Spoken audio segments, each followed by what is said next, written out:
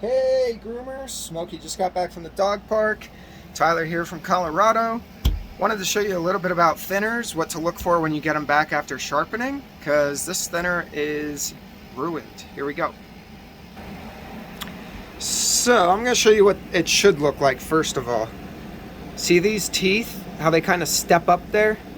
Sorry for the strobe lights, the LEDs, but that's a step up kind of tooth. I think it's called an E or an F, I forget, but probably an F.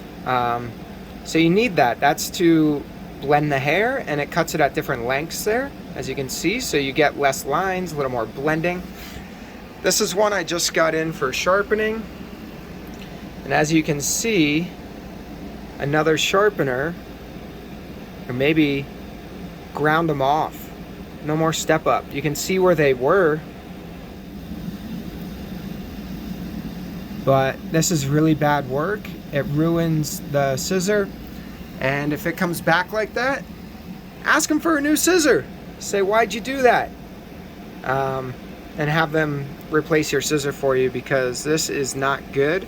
It's also not good, it's not focusing, but I think you guys saw it there for a minute. But anyhow, yeah, take a look at your thinners and make sure the teeth look the way they should. Now, if your thinner is getting really old, sometimes they might do that just to make it last one more time, but it's going to catch and it's not going to cut right. Oh man, sorry it's not focusing, but hope that helps someone, and have a good rest of your day. Yeah, I don't know what's going on now with the focus. So, alright. Say bye, Smokey.